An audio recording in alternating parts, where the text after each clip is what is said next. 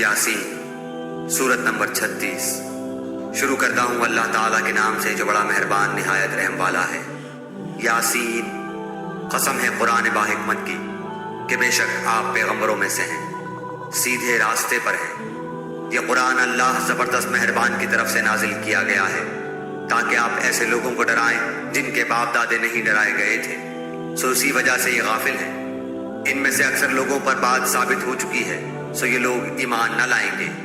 हमने उनकी गर्दनों में तौक डाल दिए हैं, फिर वो ठोड़ियों तक हैं जिससे उनके सर ऊपर को उलट गए हैं। और हमने एक आड़ इनके सामने कर दी और एक आड़ इनके पीछे कर दी, जिससे हमने इनको ढांक दिया, सो वो नहीं देख सकते। और आप इनको डराएं या ना डराएं, दोनों बराबर हैं, ये ईमान नहीं लाएंगे।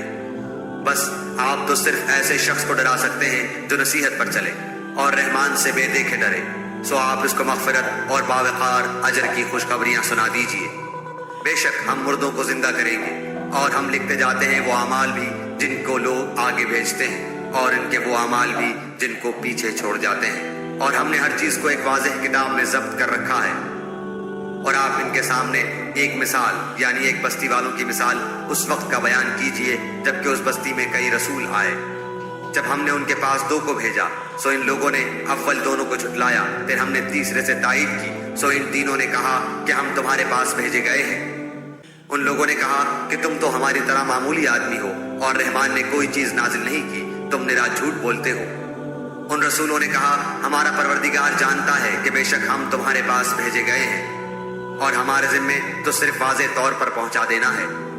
उन्होंने कहा कि हम तो तुमको मनहूस समझते हैं, अगर तुम बाज ना आए तो हम पत्थरों से तुम्हारा काम तमाम कर देंगे और तुमको हमारी तरफ से सख्त तकलीफ पहुंचेगी। उन रसूलों ने कहा कि तुम्हारी नहूसत तुम्हारे साथ लगी हुई है, क्या इसको नहूसत समझते हो कि तुमको नसीहत की जाए, बल्कि तुम हद से निकल जाने वाले लोग हो। और एक शख्स उस शहर के आखिरी हिस्से से दौड़ता हुआ आया, कहने लगा ऐ मेरी कौम, इन रसूलों की राह पर चलो, ऐसे लोगों की राह पर चलो जो तुमसे कोई मुआवजा नहीं मांगते और वो राह रास्त पर है। और मुझे क्या हो